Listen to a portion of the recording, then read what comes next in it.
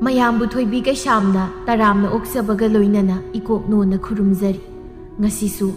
ꯃꯍꯧꯁꯥꯒꯨꯝ ꯃꯌꯥꯝꯒꯤꯗꯃꯛꯇ ꯌꯥꯝꯅ ꯅꯨꯡꯉꯥꯏꯔꯕ ꯋꯥꯔꯤ ꯃꯆꯥ ꯑꯃ ꯄꯨꯗꯨꯅ ꯂꯥꯛꯆꯔꯤ꯫ ꯋꯥꯔꯤ ꯑꯁꯤꯕꯨ ꯊꯥꯕꯤꯔꯛꯄꯅ ꯒꯧꯔꯁ꯭ꯌꯥꯝ ꯍꯥꯎꯕꯤꯖꯝ꯫ ꯍꯧꯖꯤꯛ ꯃꯌꯥꯝꯒꯤ ꯃꯐꯝꯗ ꯋꯥꯔꯤ ꯑꯁꯤ ꯈꯨꯗꯣꯜ ꯇꯝꯖꯔꯤ꯫ ꯃꯌꯥꯝ ꯄꯨꯟꯅ ꯇꯥꯃꯤꯟꯅꯔꯁꯤ꯫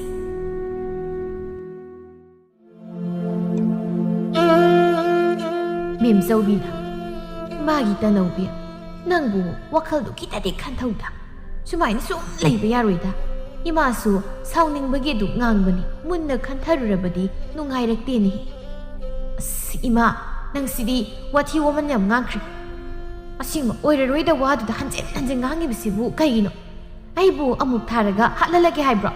ꯑꯩ ꯁꯤꯔꯒ ꯅꯨꯡꯉꯥꯏꯔꯗ꯭ꯔꯣ ꯏꯃꯥ ꯅꯪ? ꯍꯥꯏ, ꯅꯪ ꯁꯤꯔꯒ ꯅꯨꯡꯉꯥꯏꯅꯤ ꯍꯥꯏꯕ ꯅꯠꯇꯦꯅꯦ, ꯃꯤꯅ ꯐꯖꯅ ꯍꯥꯏꯅꯗꯕꯗꯨꯗ ꯍꯥꯏꯕꯒꯤ ꯋꯥꯅꯤꯅꯦ꯫ ꯑꯦ, ꯀꯅꯥꯅ ꯀꯔꯤ ꯍꯥꯏꯅꯔꯤꯕ? ꯍꯥ? ꯃꯈꯖꯥꯏꯗꯨꯗꯅꯦ ꯈꯨꯄꯥꯛꯁꯤꯅ ꯑꯣꯜꯂ ꯑꯣꯜꯂ ꯊꯥꯒꯤꯅꯦ꯫ ꯀꯅꯥꯅꯣ ꯍꯥꯏꯌꯣ ꯏꯃꯥ? ꯅꯪ ꯁꯤꯗꯤ ꯏꯕꯦꯝꯃ, ꯈꯣꯏꯒꯨꯝꯕꯅꯤꯍꯦ, ꯍꯧꯔꯨꯕ ꯌꯥꯗꯕ, ꯍꯦꯛ ꯍꯧꯔꯨꯕꯗ ꯍꯦꯛꯇ ꯁꯤꯠꯀꯦ ꯍꯥꯏꯕ ꯅꯠꯇ꯭ꯔꯣ? ꯑꯗꯨꯗꯅꯤ ꯅꯣꯏ ꯑꯅꯤꯅ ꯂꯩꯃꯤꯟꯅꯕ ꯌꯥꯗ꯭ꯔꯤꯕꯁꯦ꯫ ꯑꯃꯅ ꯍꯟꯕ꯭ꯔꯥ ꯍꯟꯗ, ꯑꯃꯅ ꯍꯟꯕ꯭ꯔꯥ ꯍꯟꯗ꯫ ꯅꯣꯏꯕꯨ ꯅꯆꯥꯁꯤꯒꯤꯁꯨ ꯈꯔ ꯈꯜꯂꯨꯅꯦꯍꯦ꯫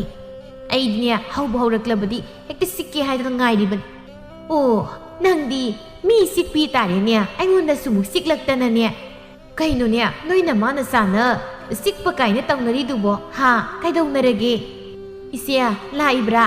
ꯑꯣ, ꯀꯩꯁꯨ ꯅꯠꯇꯦꯗ, ꯏꯆꯥꯅꯨꯄꯤꯁꯤꯒ ꯑꯩꯒ ꯁꯨꯝ ꯋꯥꯔꯤ ꯁꯥꯟꯅꯔꯝꯕꯅꯤꯗ꯫ ꯍꯣꯏꯅꯦ, ꯅꯆꯥꯅꯨꯄꯤꯁꯤꯕꯨ ꯀꯔꯝꯍꯥꯏ ꯍꯥꯏꯅꯔꯤꯒꯦ ꯅꯣꯏꯕꯨ? ꯍꯥ?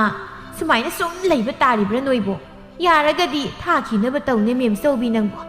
ꯇꯅꯧꯕꯤꯅ, ꯏꯅꯦꯅ ꯑꯩꯁꯦ ꯀꯌꯥꯝ ꯆꯠꯍꯟꯅꯤꯡꯉꯤ? ꯍꯥ? ꯀꯩꯒꯤꯅꯣ ꯁ꯭ꯋꯥꯏꯗ ꯂꯥꯛꯂꯒ ꯍꯟꯆꯛ ꯉꯥꯆꯛ ꯑꯃꯨꯛ ꯁꯥꯔꯔꯤꯁꯤꯕꯣ? ꯏꯅꯦ ꯑꯣꯏꯅ ꯂꯩꯒꯦꯒ ꯂꯩꯔꯨꯔꯣ꯫ ꯌꯦꯔꯥ, ꯃꯁꯤꯅ ꯉꯥꯡꯉꯤꯁꯤ ꯀꯔꯤꯅꯣ? ꯍꯥ? ꯅꯪꯒꯤ ꯐꯅꯕ ꯍꯥꯏꯕꯤꯔꯒ, ꯍꯩ, ꯅꯪꯕꯨ ꯃꯤꯅ ꯍꯜꯂꯛꯄꯤ ꯍꯥꯏꯗꯅ ꯍꯥꯏꯅꯕꯗꯨꯕꯨ ꯄꯥꯝꯕ꯭ꯔꯣ? ꯍꯥ? ꯃꯦꯝꯆꯧꯕꯤꯅ, ꯀꯩꯅꯣ ꯅꯪꯅ ꯅꯅꯦꯗ ꯉꯥꯡꯂꯤꯕ ꯃꯌꯥꯝꯗꯣ? ꯍꯥ? ꯑꯗꯨꯃꯥꯏꯅ ꯀꯅꯥꯅ ꯉꯥꯡꯉꯨ ꯍꯥꯏꯒꯦ? ꯌꯦꯔꯥ, ꯃꯁꯤꯃ ꯁꯣꯛꯉꯝ ꯏꯆꯥ ꯆꯥꯗ꯭ꯔꯗꯅ꯫ ꯇꯥꯟꯖꯥꯁꯤꯗ ꯑꯃꯨꯖꯥꯎ ꯍꯤꯗꯥꯛ ꯉꯥꯎꯔꯒ ꯂꯥꯛꯏ꯫ ꯃꯥ ꯂꯥꯛꯄꯗ ꯎꯕꯗ ꯇꯅꯧꯕꯤꯅ, ꯇꯨ, ꯃꯁꯤꯒꯤ ꯁꯤꯅꯝ ꯅꯝꯕꯁꯦ ꯑꯃꯨꯛ ꯂꯥꯛꯑꯦ ꯇꯨ꯫ ꯀꯩꯗꯧꯕ ꯂꯥꯛꯏꯅꯣ ꯈꯪꯗꯦ꯫ ꯏꯃꯥ, ꯑꯩ ꯃꯥꯒ ꯑꯣꯟꯁꯤꯟꯅꯕ ꯇꯜꯂꯤ꯫ ꯅꯪꯅ ꯊꯣꯛꯄ ꯇꯧꯔꯒ ꯊꯥꯗꯣꯛꯈꯣ꯫ ꯑꯁꯤ ꯍꯥꯏꯔꯝꯂꯒ ꯇꯅꯧꯕꯤ ꯆꯪꯈ꯭ꯔꯦ꯫ ꯑꯃꯨꯖꯥꯎ ꯃꯥꯒꯤ ꯅꯨꯄꯥꯅꯤ꯫ ꯃꯕꯥꯅꯤ ꯈꯠꯅꯕꯗꯒꯤ ꯇꯅꯧꯕꯤ ꯃꯄꯥꯝꯗ ꯂꯩꯕꯅꯤ꯫ ꯑꯃꯨꯖꯥꯎ ꯍꯤꯗꯥꯛ ꯊꯛꯂꯒ ꯃꯥꯒꯤ ꯅꯨꯄꯤꯕꯨ ꯑꯣꯠꯄ ꯅꯩꯕ ꯇꯧꯕꯗꯒꯤ ꯇꯅꯧꯕꯤ ꯃꯄꯥꯝꯗ ꯂꯥꯛꯇꯨꯅ ꯂꯩꯔꯤꯕꯅꯤ꯫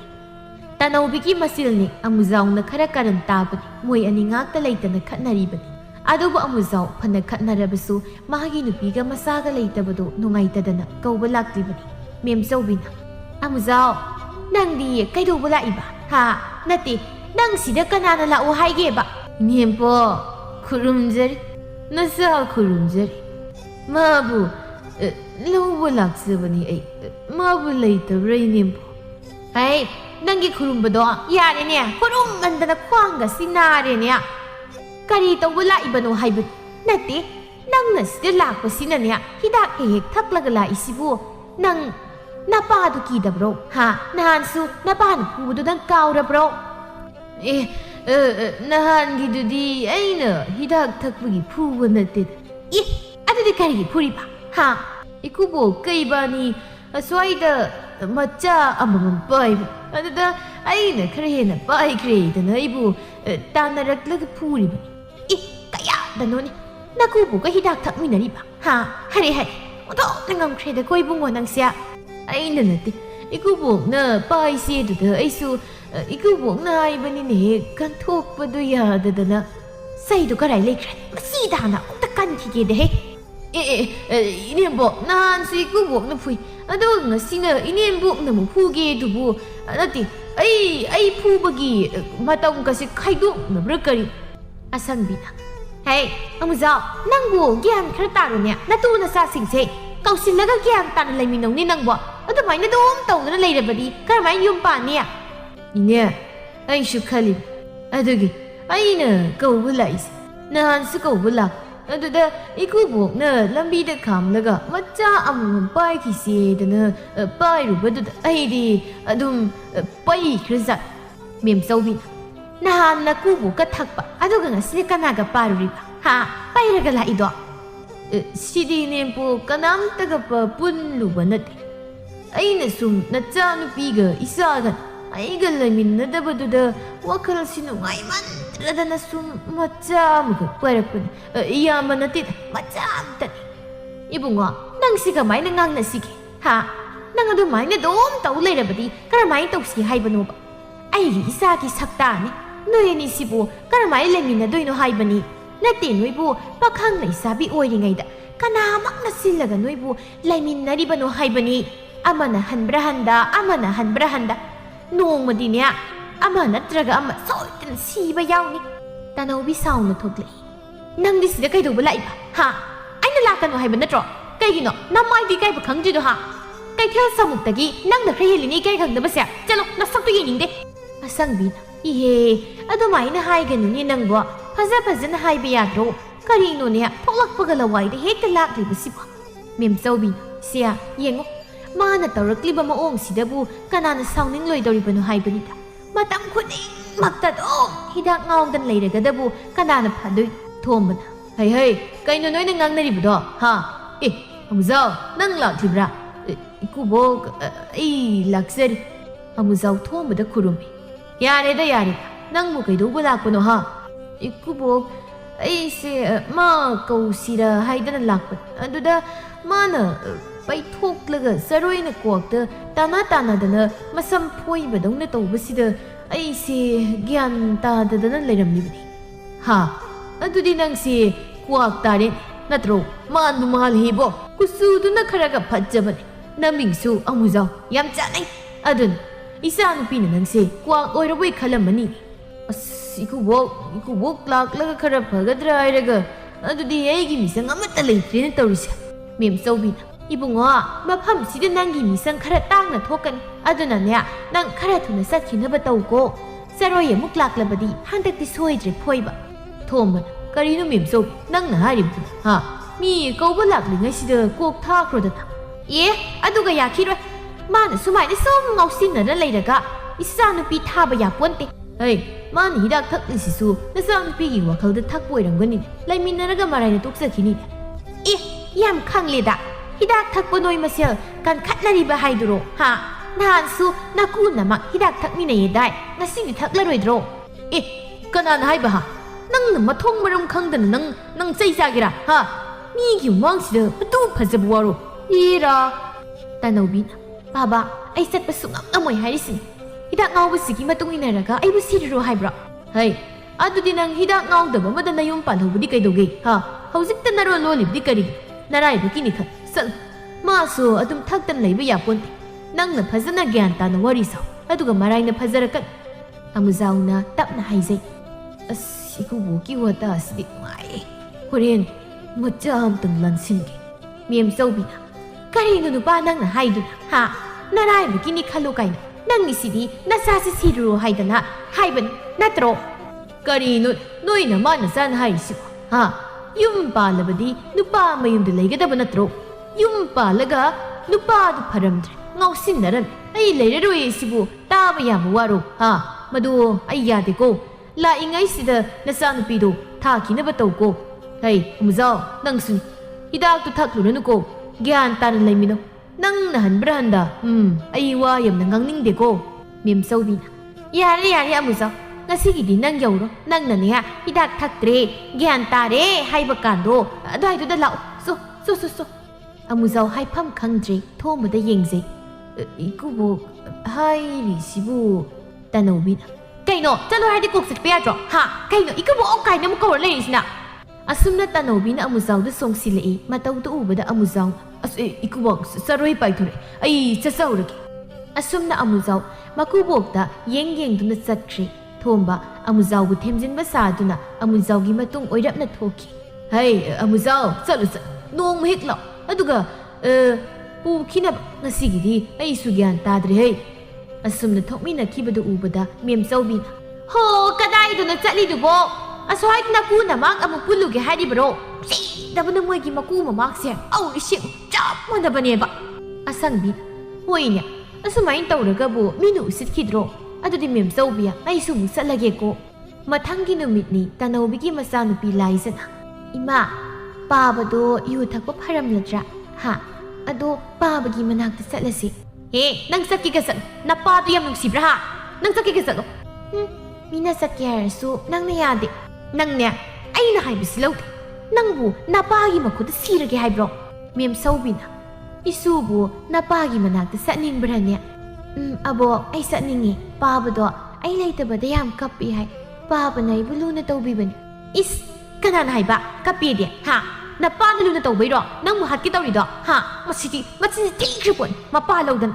Satni da. Isu sidi. Kay sukhalun. Abok na tindoy ni. Pabado hidak thakpado kharap hakisano haidana taubani.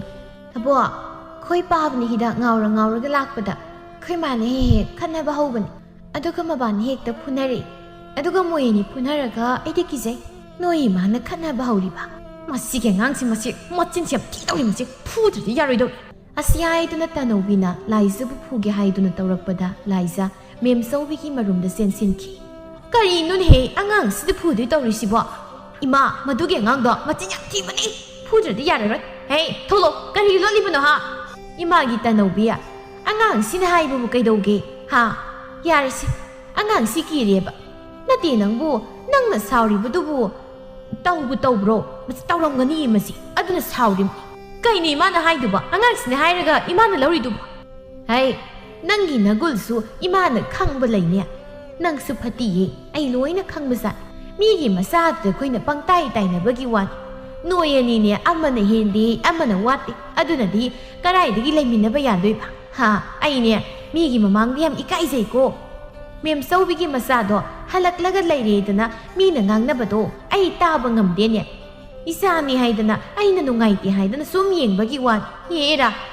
Nupa nupi laiminabadabu nupi na zau tawraga kariye phabo oirakadagi. Ha, kaini mana haidubo. Nasinu khumakan nang khadi hemalabani ko. Isani haibada mai si khui ko ay. Asumna mem saubina masabu sairam. Tanaubi masin haipet kan manupi. Mana khara masin kanbaga amuzawna khara ngawbaga anido hekta khatnai. Adna tanaubi mapamna toina lai. Laikai na sungangnai tombi na. Moigi tanaubi asya kayarak sud. Man mapamna laisa. Ngak laira lak usi. Tabuna moisin nupi saroi harisi. Mawaduna mana khatnaba hek hawi haye. Aduna mawaduna phana tina phui haibani. Amana haire. Ngai koni magi mawa amuzaw haidusu. Hidakta ngawdana lay maleda. Aduna mana khara masin kanbaga chanabani ni tawrise. Hoi bema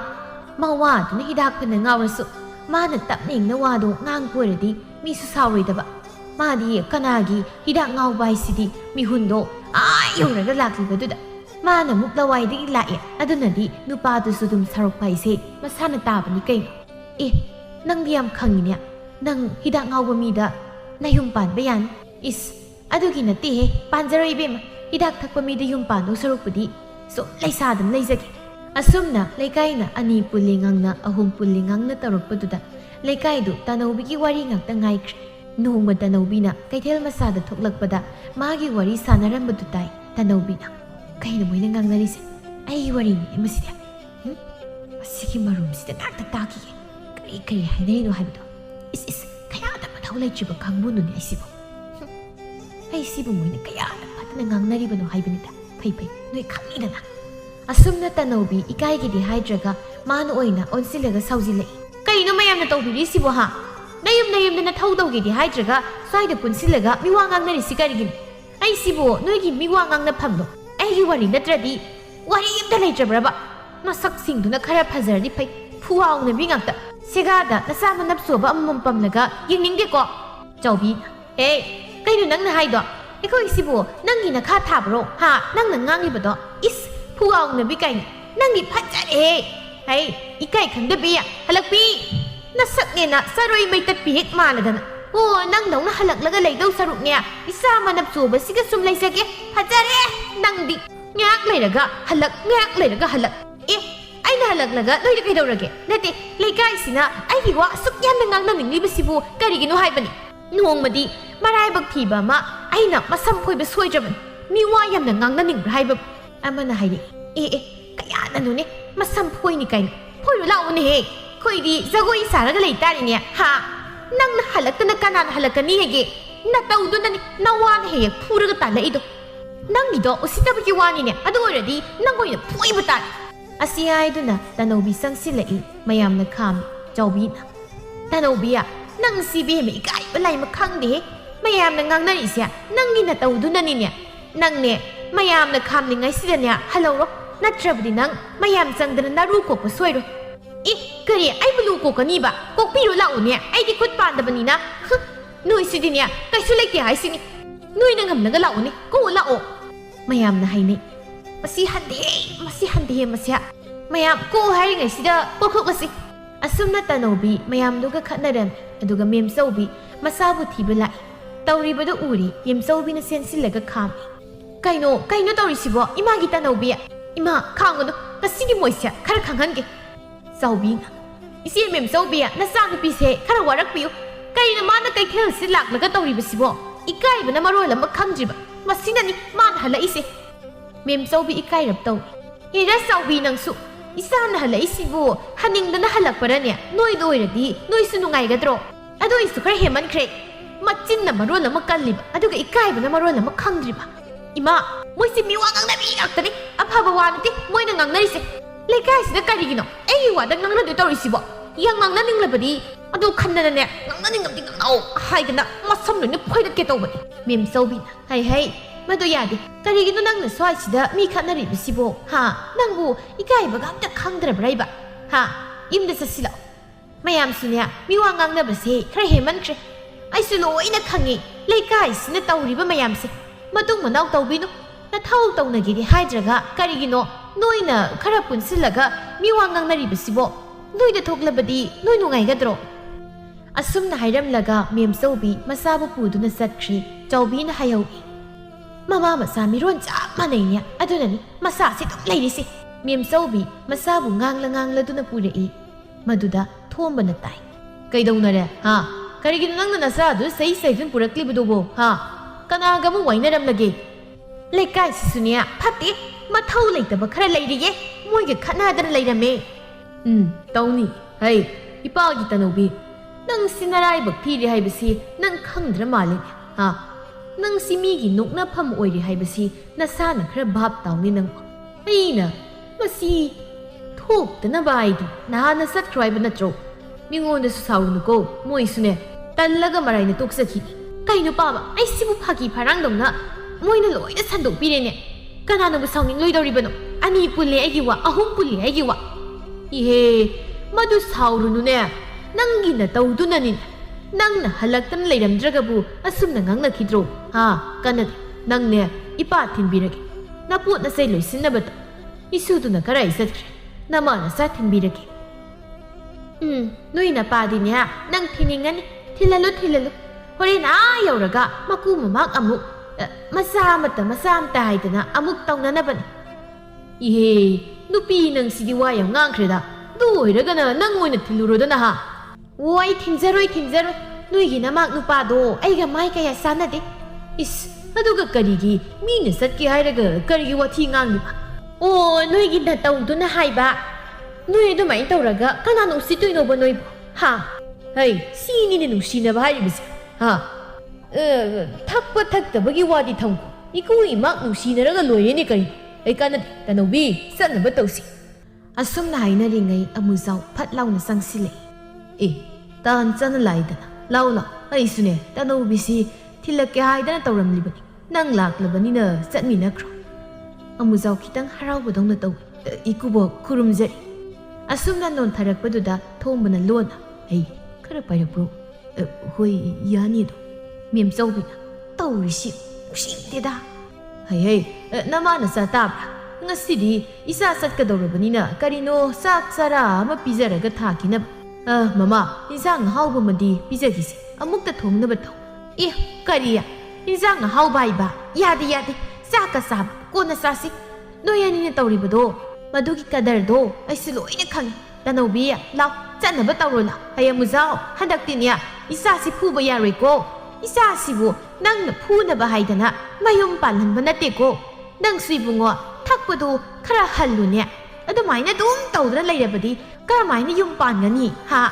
ꯁꯦꯜ ꯊꯣꯛꯅꯕ ꯊꯕꯛ ꯈꯔ ꯁꯨꯅꯦ ꯅꯨꯄꯤꯅ ꯏꯁꯧ ꯂꯥꯡꯂꯤꯕꯁꯦ ꯁꯦꯜ ꯂꯩꯇꯕꯒꯤ ꯃꯈꯨꯠꯇ ꯁꯦꯜ ꯋꯥꯠꯍꯟꯒꯅꯨ ꯑꯗꯨ ꯑꯣꯏꯔꯕꯗꯤ ꯃꯥ ꯏꯁꯧ ꯂꯥꯡꯉꯔꯣꯏꯗꯕꯅꯤ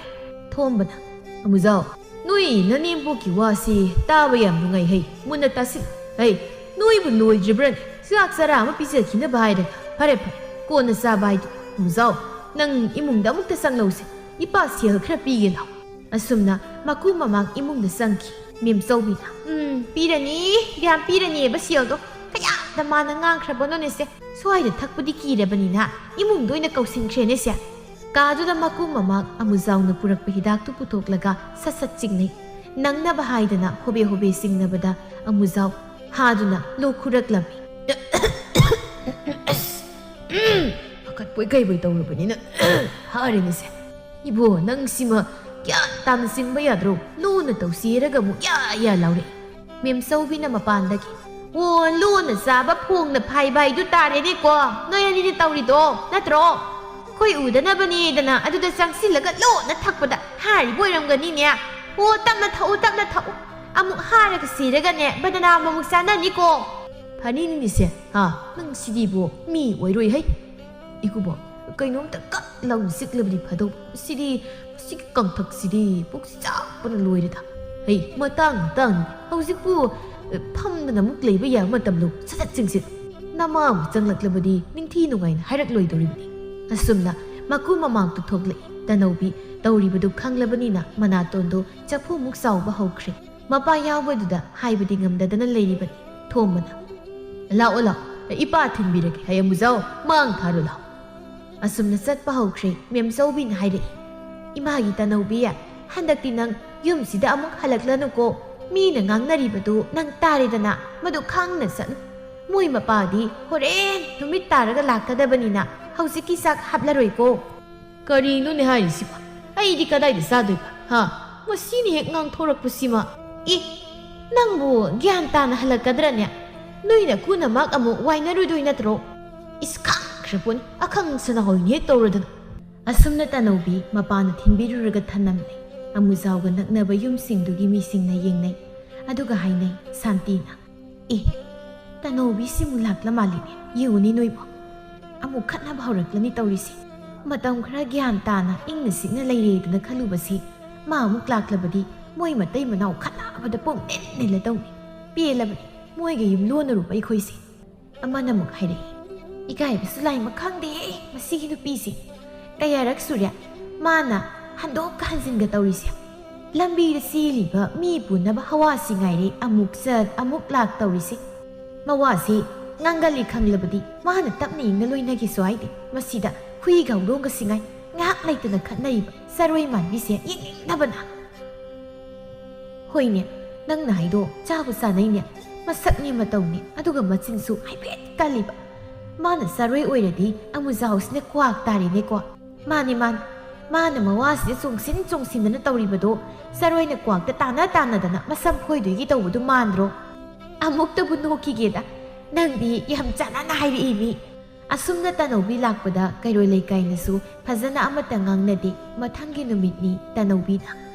ꯅꯨꯄꯥ ꯍꯟꯗꯛꯇꯤꯅꯦ ꯅꯪ ꯍꯤꯗꯥꯛ ꯊꯛꯄꯁꯦ ꯈꯔ ꯇꯣꯛꯅꯕ ꯇꯧꯔꯣ ꯀꯩꯅꯣ ꯁꯨꯗꯅ ꯆꯠꯇꯅ ꯑꯃꯨꯛꯇ ꯇꯧ ꯃꯤꯅ ꯉꯥꯡꯅꯔꯤꯕꯁꯦ ꯑꯩ ꯇꯥꯕ ꯉꯝꯗ꯭ꯔꯦꯀꯣ ꯀꯩꯅꯣ ꯃꯌꯥꯝꯅ ꯀꯔꯤ ꯍꯥꯏꯅꯔꯤꯒꯦ ꯍꯥꯏꯁꯦ ꯑꯩꯅ ꯍꯤꯗꯥꯛ ꯊꯛꯂꯒ ꯃꯣꯏꯗꯤ ꯀꯔꯤ ꯑꯀꯥꯏꯕ ꯇꯧꯈ꯭ꯔꯒꯦꯅꯦ ꯍꯥꯏꯁꯤꯕꯣ ꯅꯪꯅ ꯍꯤꯗꯥꯛ ꯊꯛꯄꯗꯒꯤ ꯅꯠꯇ꯭ꯔꯣ ꯏꯕꯥꯟ ꯍꯦꯛ ꯈꯠꯅꯔꯤꯁꯦ ꯑꯗꯨꯒ ꯅꯪꯅ ꯃꯤꯕꯨ ꯁꯤꯅꯤ ꯅꯥꯅꯤ ꯈꯪꯗꯈꯩ ꯐꯨꯕꯗꯒꯤ ꯑꯩꯁꯨ ꯏꯄꯥꯝꯅ ꯍꯦꯛ ꯆꯦꯟꯕ ꯅꯠꯇ꯭ꯔꯣ ꯑꯗꯨꯅ ꯃꯌꯥꯝꯁꯤꯅ ꯑꯩꯁꯦ ꯐꯖꯅ ꯑꯝꯇ ꯍꯥꯏꯅꯗ꯭ꯔꯤ ꯈꯪꯉꯕ ꯃꯁꯦ ꯅꯪꯅ ꯊꯣꯛꯍꯟꯕ ꯉꯥꯛꯇꯅꯤ ꯑꯗꯨꯗꯤ ꯑꯩꯉꯣꯟꯗꯁꯨ ꯄꯪꯇꯥꯏ ꯇꯥꯏꯅꯅꯨꯗ ꯅꯪꯁꯨ ꯅꯆꯤꯟꯗ ꯍꯥꯏꯐꯦꯠ ꯀꯜꯂꯤꯗꯣ ꯅꯠꯇ꯭ꯔꯣ ꯅꯨꯄꯥꯁꯤꯅ ꯉꯥꯎꯔꯒ ꯂꯥꯛꯏ ꯍꯥꯏꯔꯗꯤ ꯇꯨꯃꯤꯟꯅ ꯂꯩꯇꯦ ꯃꯁꯤꯗ ꯅꯆꯤꯜ ꯑꯇꯨꯝꯕꯗꯣ ꯄꯨꯊꯣꯛꯂꯒ ꯉꯥꯡꯕ ꯍꯧꯔꯛꯂꯅꯤ ꯑꯗꯨꯗꯩꯗꯤ ꯈꯨꯗꯣꯡꯕꯤꯌꯣ ꯀꯩꯕꯣ ꯇꯧꯗꯅ ꯃꯤꯠ ꯃꯄꯥꯁꯤꯗ ꯑꯗꯨꯗꯕꯨ ꯀꯅꯥꯅ ꯁꯥꯎꯅꯤꯡꯂꯣꯏꯗꯧꯔꯤꯕꯅꯣ ꯍꯥꯏꯕꯅꯤꯗ ꯑꯩꯁꯨ ꯁꯥꯎꯅꯤꯡꯂꯕꯅꯤꯅ ꯈꯨꯠ ꯑꯗꯨꯝ ꯌꯥꯎꯔꯦꯗꯅ ꯂꯥꯏꯖꯅ ꯄꯥꯕꯒ ꯏꯃꯥꯒ ꯅꯣꯏꯅꯤ ꯏꯁꯩ ꯐꯪꯅꯕ ꯑꯃꯨꯛ ꯍꯧꯗꯣꯔꯕꯣ ꯍꯟꯗꯛꯇꯤ ꯑꯩ ꯑꯕꯣꯛꯈꯣꯏꯗ ꯆꯠꯄ ꯉꯝꯃꯔꯣꯏꯀꯣ ꯏꯃꯥ ꯀꯔꯤꯕ ꯀꯅꯥꯅ ꯆꯠꯅꯤ ꯍꯥꯏꯒꯦ ꯅꯪꯉꯣꯟꯗ ꯑꯍꯩ ꯑꯄꯥ ꯌꯥꯝ ꯁꯥꯒꯅꯨꯀꯣ ꯑꯉꯥꯡ ꯅꯇꯤꯛ ꯅꯠꯇꯅ ꯅꯣꯏꯅꯤ ꯈꯠꯅꯔꯒ ꯅꯪꯒꯤ ꯑꯕꯣꯏꯗ ꯍꯦꯛ ꯆꯠꯂꯤꯗꯨꯗꯤ ꯂꯩꯖꯥ ꯅꯃꯥꯒ ꯏꯕꯥꯅꯤꯁꯦ ꯈꯠꯅꯕꯗ ꯀꯅꯥꯅ ꯉꯝꯗꯧ ꯃꯥꯜꯂꯤ ꯏꯃꯥꯅ ꯉꯝꯗꯧ ꯃꯥꯜꯂꯤ ꯃꯥꯗꯤ ꯃꯤꯉꯣꯟꯗ ꯆꯣꯡꯁꯤꯟꯕ ꯌꯥꯝ ꯀꯟꯕꯅꯤꯅ Tanawi lies at the set time. Carry, Haida, song sin Bagan Bakina, Nang, the sin to Gayu Horiana. Hey, Nangina Kusitu Crescent, Nang Sidaram Lani. Naginasan, Angang Kaina. I have a sergeant, a book hicing. Lies in a peri. Baba, Quima sing Sabi. Hey, I do my nigga, Saroing Sabi, I do. No, in the part of the heart like. Asia I do not lay them a pot and a pie like Paduda, Mapamasa to say Toki. I boo, Saroing Sabi kind. Asumna, Tanobina Mango do the lap laga is so lang duna, ngang duna labado, yung tang nariba, ibesau bina uduna. As Amuk Hora clean it always, Masigi Saroi, Siamu, Kong Lini. Don't not an inky dressing. Masina Matong, Kramapam the Layrubado, don't secret, no I crashing. Nati, Kanam Pasuyaudi, Matom Taningi Man and Ngang Libis, Ngaurisa, Lasibo.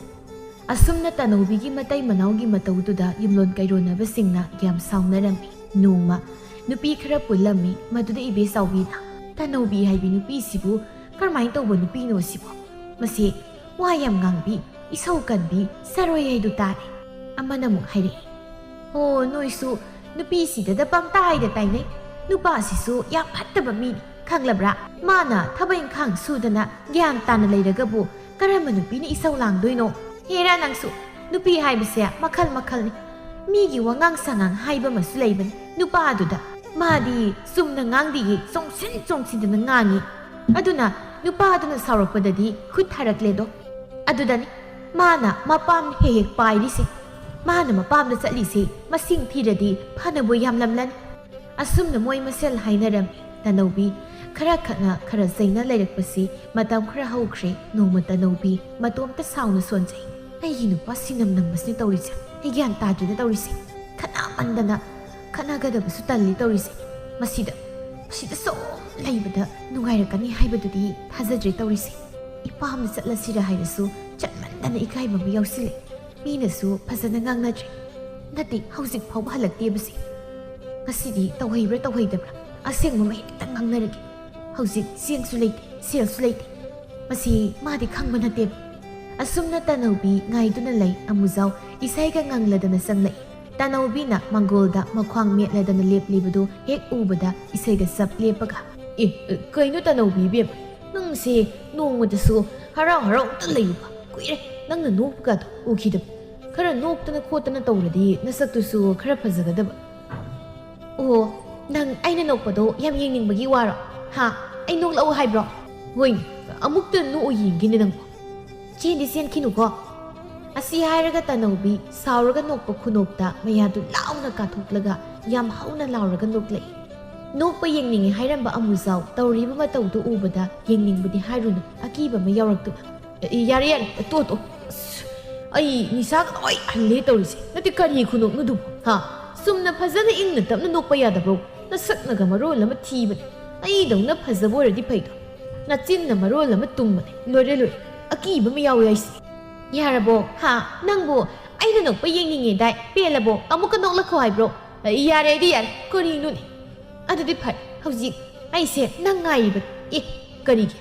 Nati, nang natawri si kari, ha, yum sida awat apa mayama malay ba singsi, kari imda kang dana, nang itok pa, nung ngay raga loy hay dana lay ba sibu, nati, kanalak naga minsin biga ni hay dana lay ba no ba, ha, hawzik, siyang sulayti, Kadai kamay tawraga saduino ha. Ay di yam luwago winning. Adugi oy. Adudi nang sinupi mo na tro. Adu pao ba ngam na buhot na dradi nang ngamalay bagi kari ka na riki. Ha, nang na isidi nupa nang busila o ay ngay gisini na tro. Kaya ano ni? Nupa nang nangaw dan layraga nupi ni suga dry si ba. Ay, mi nupi na tako mayama lay sidi. Moy di no mo da nang nung isaw lang di ko ngam na ba buhot ni. O, nang isidi ay na nang tao sini niya. Ado di, nang sakumsang, sa ising tuwango, pisu-pisam tao. Ay, tabak subasat lang. Yara ba? Ay nahay ba di, ado na di. Is, nungay niya. Ay, busak tuwango, pisu kay. Nungay niya ba? Ay, si Buno pinangam ba? Anda mo ramaluro. Ha, ngamoy. Nang adong ngam na buhot. Tanaw bi matuwam ta prok saksay.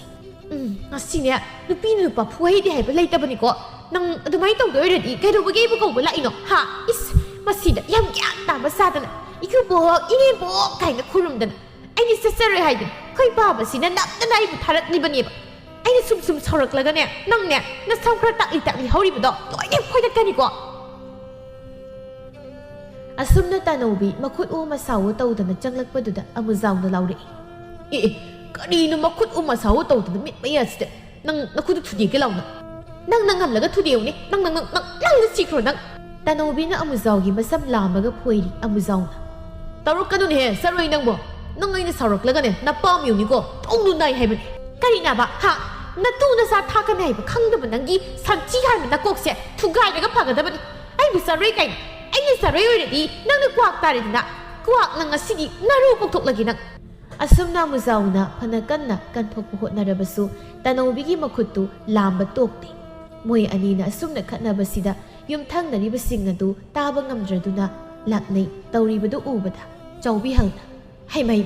ꯌꯦꯡꯉꯨꯅꯦꯍꯦ ꯍꯩ ꯅꯣꯏꯕꯨ ꯇꯧꯔꯤꯁꯤ ꯌꯦꯡꯉꯨꯅꯦ ꯁꯨꯝꯅ ꯈꯠꯅꯗꯦꯅꯦ ꯅꯨꯄꯥꯁꯤꯒꯤ ꯃꯀꯣꯛꯇ ꯀꯣꯏꯂꯥꯝ ꯂꯥꯝꯃꯤꯁꯤ ꯌꯦꯡꯉꯨꯅꯦ ꯅꯨꯄꯥꯅꯤ ꯇꯧꯔꯤꯁꯤꯅ ꯇꯧꯅꯨꯅ ꯍꯥꯏꯐꯦꯠ ꯐꯨꯕ꯭ꯔꯥ ꯍꯥꯏꯗꯤ ꯐꯨꯗꯦ ꯀꯔꯤꯅꯣ ꯃꯥꯅ ꯇꯧꯔꯤꯁꯤꯕꯣ ꯁꯤꯗꯤ ꯄꯥꯂꯥ ꯏꯁꯩ ꯁꯛꯄꯤꯅ ꯄꯨꯡ ꯌꯩꯕꯗ ꯆꯣꯡꯁꯤꯟꯗꯅ ꯁꯛꯄꯗꯨ ꯃꯥꯜꯂꯦꯗ ꯇꯧꯔꯤꯁꯦ ꯃꯌꯥꯝꯗ ꯅꯣꯛꯏ ꯑꯗꯨꯒ ꯑꯃꯅ ꯍꯥꯏꯔꯛꯏ ꯍꯣꯏꯅꯦ ꯃꯥꯅ ꯇꯧꯔꯤꯁꯤꯕꯨ ꯀꯔꯤ ꯇꯧꯔꯤꯅꯣ ꯁꯤꯕꯣ ꯑꯁꯤꯗꯤ ꯈꯠꯅꯕꯕꯨ ꯃꯥꯟꯗ꯭ꯔꯦꯅꯦ ꯏꯁꯩ ꯐꯪꯅꯕꯗꯨ ꯃꯥꯜꯂꯤꯅꯦ ꯍꯩꯃꯩꯃ ꯑꯃꯨꯛꯇꯕꯨ ꯎꯗ꯭ꯔꯤꯅꯦ ꯁꯤꯗꯤ ꯑꯩꯈꯣꯏꯗꯤ ꯅꯍꯥꯟꯈꯩ ꯈꯪꯗꯦ ꯌꯥꯝ ꯅꯨꯡꯉꯥꯏꯕ ꯀꯨꯝꯍꯩ ꯃꯈꯜ ꯑꯃꯅꯤꯅꯦ ꯀꯔꯤ ꯃꯣꯏꯒꯤ ꯏꯁꯩ ꯑꯃ ꯂꯩꯗꯥꯏꯅꯦ ꯄꯥꯂꯥꯅ ꯁꯛꯄꯗꯣ ꯑꯃꯅ ꯍꯦꯟꯗꯦ ꯑꯃꯅ ꯋꯥꯠꯇꯦ ꯇꯧꯕꯗꯣ ꯑꯗꯨꯒ ꯆꯞ ꯃꯥꯟꯅꯩ ꯃꯤ ꯑꯁꯨꯝꯅ ꯃꯌꯥꯝꯗ ꯅꯣꯛꯄꯒꯤ ꯃꯈꯣꯜꯗꯨ ꯑꯃꯨꯖꯥꯎ ꯇꯥꯔꯗꯨꯅ ꯌꯦꯡꯊꯣꯛꯂꯨꯕꯗ ꯃꯌꯥꯝꯗꯨ ꯎꯔꯦ ꯃꯥꯅ ꯈꯜꯂꯤ ꯑꯩ ꯀꯩꯅꯣ ꯇꯧꯏꯁꯤꯅ ꯈꯠꯅꯔꯤꯁꯤꯗꯤ ꯈꯥꯝꯈꯤꯗꯦ ꯍꯥꯏꯗ꯭ꯔꯒ ꯃꯣꯏꯅ ꯅꯣꯛꯇꯅ ꯀꯨꯝꯍꯩ ꯑꯣꯏꯅ ꯌꯦꯡꯗꯨꯅ ꯂꯩꯔꯦ ꯅꯠꯇꯦ ꯑꯩꯈꯣꯏꯅ ꯇꯧꯔꯤꯁꯤꯕꯨ ꯁꯨꯃꯥꯡ ꯀꯨꯝꯍꯩ ꯌꯦꯡꯕꯁꯤ ꯉꯥꯏꯔꯦ ꯍꯥꯏꯕꯅꯤꯗ ꯃꯁꯤꯗꯤ ꯑꯩꯁꯦ ꯅꯨꯄꯤꯅ ꯉꯝꯕ ꯃꯥꯟꯈ꯭ꯔꯦ ꯑꯗꯨꯗꯤ ꯑꯩꯁꯨ ꯅꯨꯄꯤꯁꯦ ꯍꯦꯛꯇ ꯐꯨꯔꯒꯦ ꯑꯁꯤ ꯈꯜꯂꯗꯨꯅ ꯑꯃꯨꯖꯥꯎ ꯑꯃꯨꯛ ꯇꯅꯧꯕꯤꯕꯨ ꯐꯨꯕ ꯍꯧꯔꯛꯏ ꯇꯅꯧꯕꯤ ꯑꯌꯣ ꯏꯃꯥ ꯍꯥꯏꯔꯒ ꯑꯃꯨꯛ ꯆꯦꯜꯂꯤ ꯇꯥꯟꯖꯥꯁꯤꯗ ꯇꯅꯧꯕꯤꯒꯤ ꯃꯃꯥ ꯃꯦꯝꯆꯧꯕꯤꯁꯨ ꯃꯁꯥꯒꯤꯗ ꯂꯥꯛꯇꯕ ꯀꯨꯏꯔꯦ ꯍꯥꯏꯗꯨꯅ ꯂꯥꯛꯆꯕꯅꯤ ꯇꯧꯔꯝꯂꯤꯕꯗꯨ ꯎꯔꯦ ꯅꯪ ꯁꯤꯔꯣ ꯉꯥꯏꯈꯣ ꯆꯦꯟꯈꯤꯅꯨꯅꯦ ꯀꯔꯤꯒꯤ ꯆꯦꯜꯂꯤ ꯑꯁꯨꯝꯅ ꯑꯃꯨꯖꯥꯎꯅ ꯀꯣꯏꯇꯥꯅ ꯑꯃꯨꯛ ꯇꯥꯅꯩ ꯆꯦꯜꯂꯝꯕ ꯇꯅꯧꯕꯤꯅ ꯀꯗꯥꯏꯗꯒꯤꯅꯣ ꯆꯩ ꯑꯃ ꯄꯥꯏꯔꯒ ꯑꯃꯨꯛ ꯑꯃꯨꯖꯥꯎꯗ ꯅꯪꯗ ꯍꯥꯠꯂꯒꯦ ꯅꯪ ꯀꯔꯤꯒꯤ ꯅꯇꯨ ꯍꯜꯂꯒ ꯆꯦꯜꯂꯤꯕ ꯆꯦꯟꯈꯤꯅꯨ ꯑꯁꯨꯝꯅ ꯃꯣꯏ ꯑꯅꯤ ꯑꯃꯅ ꯑꯃꯨꯛ ꯇꯥꯅ ꯑꯃꯅ ꯑꯃꯨꯛ ꯇꯥꯅ ꯇꯧꯕꯗꯨ ꯑꯌꯦꯡꯕꯁꯤꯡꯒꯤꯗꯤ ꯅꯨꯡꯉꯥꯏꯕ ꯀꯨꯝꯍꯩ ꯍꯥꯏꯗꯨ ꯑꯣꯏꯔꯝꯃꯤ ꯃꯦꯝꯆꯧꯕꯤꯅ ꯈꯜꯂꯤ ꯀꯩꯅꯣꯅꯦ ꯑꯅꯤꯁꯤꯅ ꯇꯧꯔꯤꯁꯤꯅ ꯑꯃꯅ ꯑꯃꯨꯛ ꯇꯥꯅ ꯃꯣꯏꯁꯤꯕꯨ ꯀꯔꯝꯕ ꯈꯨꯈꯠꯅꯅꯣꯅꯦ ꯐꯅꯕꯨ ꯌꯦꯡꯕ ꯅꯨꯡꯉꯥꯏꯔꯤꯅꯦ ꯉꯥꯏꯍꯥꯛꯇꯕꯨ ꯌꯦꯡꯈꯤꯒꯦꯗꯍꯦ ꯀꯨꯏꯔꯦ ꯃꯤ ꯈꯠꯅꯕ ꯎꯗꯕ ꯃꯣꯏꯒꯤꯁꯤꯅ ꯃꯌꯥꯝꯗꯒꯤ ꯈꯔ ꯇꯣꯞꯄ ꯈꯨꯈꯠꯅ ꯍꯥꯏꯗꯨꯅꯤ ꯑꯅꯤꯃꯛ ꯆꯞ ꯃꯥꯟꯅꯩ ꯑꯃꯅ ꯍꯦꯟꯗꯦ ꯑꯃꯅ ꯋꯥꯠꯇꯦ ꯏꯆꯥꯁꯨ ꯅꯨꯄꯤꯅꯤ ꯍꯥꯏꯕꯒꯤ ꯋꯥꯅꯤ ꯍꯟꯗꯦ ꯅꯨꯄꯥꯁꯤꯁꯨ ꯑꯗꯨꯝ ꯌꯥꯏ ꯑꯩꯅ ꯁꯨꯃꯥꯏꯅ ꯇꯧꯔꯅꯨ ꯍꯥꯏꯗꯅ ꯐꯅ ꯀꯟꯅ ꯁꯤꯟꯅꯈꯤꯕꯅꯦꯕ ꯑꯗꯨꯕꯨ ꯂꯧꯗꯦꯅꯦ ꯇꯧꯔꯤꯁꯦ ꯑꯗꯨꯕꯨꯗꯤ ꯐꯥꯈꯤꯕ ꯏꯁꯩ ꯅꯣꯡꯃꯇꯁꯨ ꯉꯪꯅꯤꯡꯉꯦ ꯑꯗꯨꯅꯤꯅꯦ ꯆꯥꯎꯕꯤꯍꯜꯅ ꯁꯥꯎꯅ ꯍꯥꯏꯔꯛꯏ ꯀꯔꯤꯅꯣ ꯅꯣꯏꯅ ꯇꯩꯅ ꯅꯪꯅ ꯇꯧꯔꯤꯕꯁꯤꯕꯣ ꯍꯥ ꯅꯠꯇꯦ ꯆꯩ ꯑꯃꯃꯝ ꯄꯥꯏꯔꯦꯔꯒ ꯀꯟꯒꯦ ꯀꯟꯊꯠꯅꯔꯣ ꯍꯥꯠꯀꯦꯒ ꯍꯥꯠꯅꯔꯣ ꯅꯨꯃꯤꯠ ꯈꯨꯗꯤꯡꯒꯤ ꯄꯥꯈꯠꯇ ꯈꯠꯅꯩ ꯇꯥꯕ ꯉꯝꯗ꯭ꯔꯦꯅꯦ ꯑꯃꯅ ꯑꯃꯨꯛ ꯍꯥꯏꯔꯛꯏ ꯀꯩꯅꯣ ꯅꯣꯏꯒꯤ ꯈꯠꯅꯕꯒꯤ ꯃꯑꯣꯡꯁꯤꯕꯣ ꯕꯥꯁꯣꯛꯄꯨ ꯃꯥꯜꯂꯤꯅꯦ ꯍꯥ ꯏꯁꯩ ꯁꯛꯄꯤꯅ ꯄꯨꯡ ꯌꯩꯕꯗ ꯑꯣꯟꯁꯤꯜꯂꯒ ꯑꯃꯅ ꯍꯦꯟꯗꯦ ꯑꯃꯅ ꯋꯥꯠꯇꯦꯗꯣ ꯑꯗꯨ ꯃꯥꯜꯂꯦꯕ ꯃꯃꯥꯡ ꯊꯛꯇꯒꯤꯁꯨ ꯍꯥꯏꯈ꯭ꯔꯕꯅꯤ ꯅꯣꯏ ꯁꯨꯃꯥꯏꯅ ꯇꯧꯒꯅꯨ ꯍꯥꯏꯗꯅ ꯅꯣꯡꯃ ꯀꯥꯡꯗꯈꯩ ꯈꯠꯅꯔꯤꯁꯤꯕꯨ ꯀꯔꯤꯒꯤꯅꯣ ꯍꯥꯏꯕꯅꯤꯗ ꯅꯣꯏꯅ ꯈꯠꯅꯔꯒ ꯌꯨꯝꯂꯣꯟꯅꯕ ꯑꯩꯈꯣꯏꯗꯤ ꯇꯥꯕ ꯉꯝꯗ꯭ꯔꯦ ꯅꯥꯀꯣꯡꯁꯤ ꯌꯩꯁꯤꯜꯂꯦ ꯇꯅꯧꯕꯤꯌꯥ ꯅꯪꯅ ꯃꯔꯛꯇ ꯅꯄꯥꯝꯗ ꯂꯩꯔꯨꯕꯗꯣ ꯏꯕꯦꯝꯃ ꯀꯌꯥꯗ ꯅꯨꯡꯉꯥꯏꯈ꯭ꯔꯦ ꯂꯩꯔꯛꯁꯦ ꯄꯨꯡꯆꯤꯛ ꯍꯦꯛ ꯆꯤꯛꯄꯅꯤ ꯍꯩ ꯇꯅꯧꯕꯤꯅ ꯑꯗꯨꯗꯤ ꯂꯥꯡꯉꯤꯁꯦ ꯑꯩꯅꯅꯦ ꯁꯤꯔꯣ ꯍꯥ ꯅꯣꯏꯅ ꯁꯤꯗ ꯂꯥꯛꯂꯒ ꯑꯍꯩ ꯑꯄꯥꯃꯨꯛ ꯁꯥꯔꯤꯁꯤꯅ ꯀꯩꯒꯤꯅꯣ ꯑꯩꯈꯣꯏꯒꯤ ꯏꯇꯩ ꯏꯅꯥꯎ ꯈꯠꯅꯕꯗ ꯅꯣꯏ ꯌꯥꯎꯁꯤꯜꯂꯛꯏꯁꯤꯅ ꯀꯔꯤꯒꯤꯅꯣ ꯍꯥꯏꯕꯅꯤ ꯅꯣꯏ ꯅꯊꯧ ꯀꯔꯤ ꯂꯩꯒꯦ ꯅꯁꯛꯁꯤꯡꯗꯣ ꯌꯦꯡꯅꯤꯡꯗꯦ ꯌꯥꯝ ꯊꯨꯅ ꯆꯠꯂꯣ ꯆꯥꯎꯕꯤꯍꯜꯅ ꯕꯥꯁꯣꯛ ꯁꯛꯇꯧ ꯋꯥꯠꯂꯤꯕ꯭ꯔꯣ ꯍꯥ ꯍꯦ ꯑꯩꯈꯣꯏꯅ ꯍꯥꯏꯔꯤꯁꯦ ꯅꯪ ꯋꯥꯈꯜꯗꯨ ꯃꯨꯟꯅ ꯈꯜꯂꯨ ꯅꯣꯏꯅ ꯇꯩꯅ ꯅꯥꯎ ꯈꯠꯅꯕꯗ ꯑꯩꯈꯣꯏꯅ ꯑꯍꯩ ꯑꯄꯥ ꯁꯥꯕꯒꯤ ꯋꯥ ꯅꯠꯇꯦꯀꯣ ꯅꯣꯡꯃꯒꯤ ꯂꯥꯎꯅꯕ ꯇꯣꯛꯇꯦ ꯅꯠꯇ꯭ꯔꯣ ꯌꯦꯡꯉꯣ ꯂꯩꯃꯤꯟꯅꯔꯤꯕ ꯃꯌꯥꯝꯁꯦ ꯅꯣꯡꯃꯇ ꯀꯅꯥꯈꯠꯅꯕ ꯇꯥꯒꯦ ꯍꯥ ꯇꯥꯔꯝꯂꯣꯏ ꯅꯣꯏ ꯑꯅꯤꯗꯅꯤ ꯈꯠꯅꯔꯤꯁꯦ ꯑꯗꯨꯁꯨ ꯅꯣꯡ ꯐꯥꯗꯣꯛꯅꯤ ꯍꯥꯏꯌꯨ ꯀꯩꯁꯨ ꯀꯥꯏꯗꯦ ꯂꯩꯃꯤꯟꯅꯕ ꯍꯥꯏꯁꯤꯗꯤ ꯑꯃꯨꯛꯁꯨ ꯈꯠꯅꯅꯤ ꯑꯃꯨꯛꯁꯨ ꯅꯨꯡꯁꯤꯅꯅꯤ ꯑꯗꯨ ꯅꯠꯇꯦ ꯅꯣꯏꯒꯤꯗꯤ ꯅꯣꯡꯃꯒꯤ ꯂꯤꯂꯥ ꯄꯔꯤꯡ ꯁꯟꯗꯣꯛꯄꯁꯤ ꯉꯥꯏꯈ꯭ꯔꯦꯅꯦ ꯑꯁꯨꯛ ꯅꯨꯡꯁꯤꯅꯅ ꯂꯩꯔꯤꯕ ꯂꯩꯔꯛ ꯂꯩꯀꯥꯏꯁꯦ ꯅꯣꯏꯅ ꯇꯧꯔꯤꯕ ꯑꯁꯤꯅ ꯂꯩꯔꯛꯁꯦ ꯆꯦꯟꯊꯍꯜꯂꯦꯅꯦ ꯅꯣꯏ ꯑꯗꯨꯃꯥꯏꯅ ꯇꯧꯒꯗꯕ ꯑꯣꯏꯔꯕꯗꯤ ꯀꯗꯥꯏꯗꯅꯣꯃ ꯂꯩꯔꯨꯔꯣ ꯑꯗꯨꯅ ꯐꯔꯅꯤ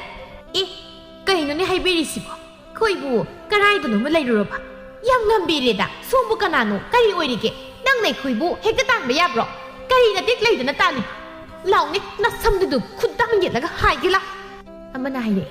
เฮ้ยตาโนบีอะใกล้จะนั่งนายด้วยฮะมาไม่สิใกล้กี่ที่ให้จ้ะมาหนังวันกัดตาสาวตัวนั้นก็ต้องเลยให้นั่นอีกมันไม่ยามเสียเปลี่ยนมานั่งกินนะอ้วงนะตัวดูนั่นนี่เนี่ยคุยสุเนี่ยข้างไม่ยามข้างเลยบันนี่ข้างมึงงำลักเจอกันนะงั้นสิดีให้รักกลีบันนี่เขารักกลีบอีสายสุสิงเสน้อยนะน้อยยิ่งมาตัวตำลักวัดตาเนี่ยอีไก่ขังเดบีไอ้บูอีไก่ขังเดบีไก่น้อยนี่ไก่ขังยังไงฮะนัดรอ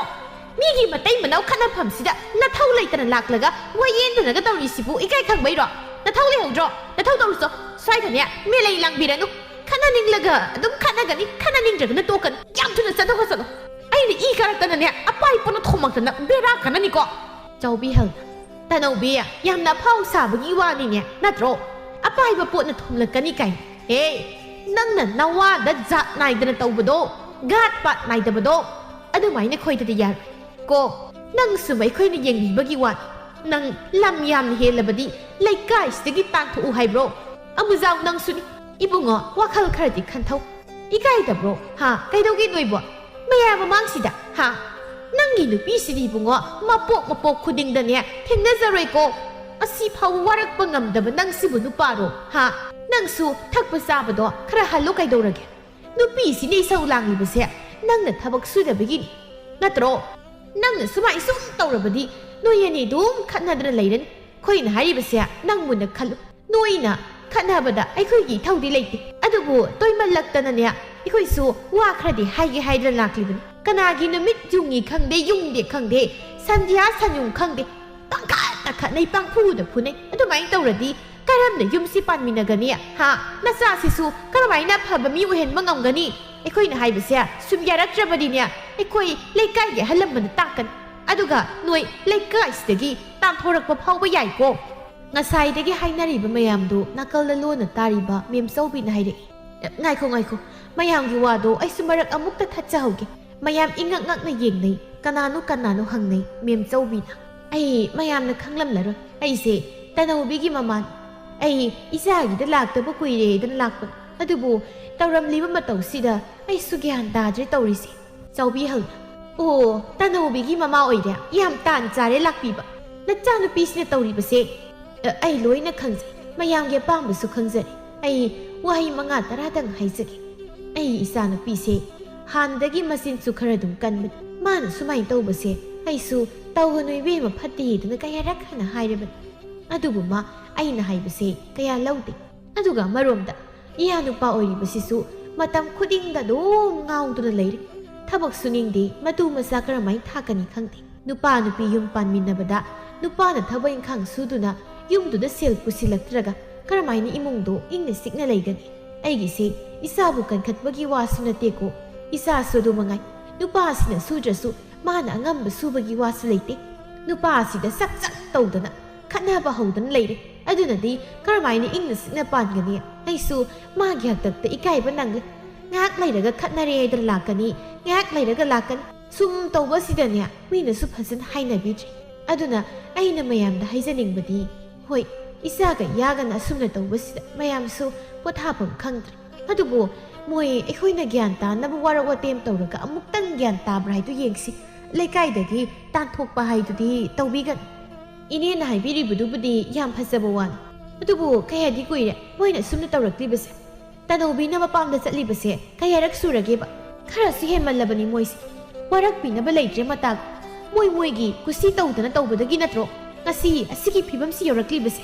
อินี่น่ะสิเฮน่ะขังบีระบันมวยนี่เสียนุ่งมากี่ขันได้ประตูคนนัดตินุป้าสิน่ะข้าทักษิณจะสิละก็ลาอันนี้อะดูได้ดีนุปีสิน่ะมุกไกดาวดีนุป้าสิน่ะสมัยนั้นหลากเลยให้ระบัดดิว่าเสียตั้งหนิงนะนุป้ากระไม่โตปะไกดาวเสียบให้นะให้บกี่ว่าเลยละไว้ได้แค่หันนั่นละซารอยนักกว่ากี่มาสัมพุยไปสิไงครอะดูนะไอ้คุยดีมวยเสียอามูซาวตานอบีให้นัดรีซารอยกว่าให้นัดอะดูนะอินี่นั่นหลักเลยไงสิเด้อข้าว่าเราก็เตรียมตัวบีรำมวยนี่ปุ่นนี่ขันมาได้คุยเสียทารักคุณกันนั่นพารีนี่ไอ้คุยยังมุสันมาโตระกี่เฮ้ยสลุสอาซุ่มน้ำมายามดูสันนักเรย์อามูซาวนาไซเด็กมันยังปกปูครุมบะเก่าบกุมเตารูบดูขังนิ่งๆสิ้นหลักตุนว่าไอ้ดีก็เอาบะเก่าอินยังปกครุมใจอย่าเลยใครโนมาสินะครุมโตกิสินะแกอันเมียนตาเด็กอาซุ่มนั่นเราเราพอดูดาอามูซาวขังเปรตขังอามูซาว na thau masakti khangdraga khurumlaga kaidongnadoino ha ai nangi khurumbadu pamde kaino noina tawise ha namai singdu kari amate ikai bai si khangdrabro ha mi na nganglam liba mayamdu nana singdu taraba natro ai su asai digi tariban noina khanaba he haurakpadagi ai su tariba is masida sei amam pairaga amana muktana tawdana phajare yam phajare ba yengbada ngamge ga ngamthoknaro amana sire phare natradi noya dom khanadar leirani nupa na ngamgera nupi na ngamgera masak singsiga hai noisia isani iyani haibada maisi thampham leitene he imagi tanobiya nang suni bema kari bo haidoino khangdi he imadi phana sauningba leirabasu nawa sida sai pairaga tanaba hauna denia nati khanababu sumna khana denia nang na nupa se he hek chungsilibudu kari ha nang simina saroi hainari sinang tadro thombasu magi nupina chatkibadu karmai tawragi yenge haidana lai magi nupi memsobina nganglambadu da karinu mama nangdi thun halakani hairamlaga sukkuina lairibudi ha aidi nang halak mandabadu da yenge haidana laklibani aduga nangna bamona porok sonbadong solibadu kari ho nachaga na makase aina lakpada khanadana lairami adugini nganglamlibase laikai meyam su laklambi moi su yam nganglambi kari haidino khangdeda moi anigi matausi haibu khramai ngangna doino amuzau ni sangsindu ikubo khurumjari yare deibo nangi khurumbasina aduna yaroida khwaidigi luridi gyan tabadu nangna gyan tana leirabadi pomnamakse thokloidabadi isase satlaroi haidana yam haijaram adubu aina nungaide nasa su yaurabani na haidana themlaga thakibagi wa isa su phatti adubu nupa oiriba nangna gyan tana leiraga nangi nupi se warak oiradi phagada tanobina baba ima yeng ai mayam sina kayada phatan lauraba haisu isau langni adubu mana sumna sum tauragabu hena kaido haiba nongmagi bab taraga trairaga nongmagi sum henjile haujiksu chiang leit sia su leit aduga mana hidak ngaroga le sidabu kanana sauning loidoriba adugi khara launaba aduga moi nei bu saroi adagi kwa kaina haibi moi da thoklabadi moi su khangadaba ipagi bem nangi su asoiba yamna lei nangna fana sauning labasu wahai wata haibase yamlu mi ni sibuna sinda sana sibuna khongul da haina ba leibani ko noi animak amata sumne sapmani aduna noi ani amuk tang gyan tamina basangi ko amuzao nang suni hana gina hana oirabasu haujikti gyan ta kaidorage nangna nangi nupi se kaubusu lai aduga kari no haibani da ikubok aisu mangonda kari su akaiba haidam hubasu fude mana sum henjilakpaduda tangai phadana khut hankibani hoi adubu haibani aina haribasi noyani maksapman aina haribasi amana hanbrahanda migi mamangda ikaiba khara khangba phaiko ikubok ai ngasidagi hidak su thaklab ai thabak sutuna sel tan bauruki adune adumna gyan tarabadi pharedana tanobi nangni sinkan kidro baba ayam lan aina sauning libane haidana tawhaidaba kaya tawkr ayam lan ngasidagi ai isau kalar asumna moi animak thombada amuk memsaubida amuk khurum thombada khurumbadadi tanobidi hawgatkre aduga amuzaudi adum non tharaga lehawi amuzawna lon ikubo kumai to ai heirang lingai ri yurang lakan hona tamna tawsi bu hojik ta kari haiki ha sum haibin kaw chumna hangba ho murum sonarano taningje amuzao nangnya hairaga yong sabraibu ai saurakani ko inembu kaisu natida ikubok da sum silga khara yarakprang sing leite du oirangmani hagdong na nga saroye sibo nangbu thajagadro ha noina puna maksya mana zakrab aswata sidi thombana mama nang sune yam hai singlakino ko matang sada noyani sune ngasidagi gyan tanaruko mina saroiga kuwakani hainaribisi haidoklasiko asumna ngasidagi tanobi amuzau gyan taraduna matai manau manaduna thabakana suduna ingna sikna panki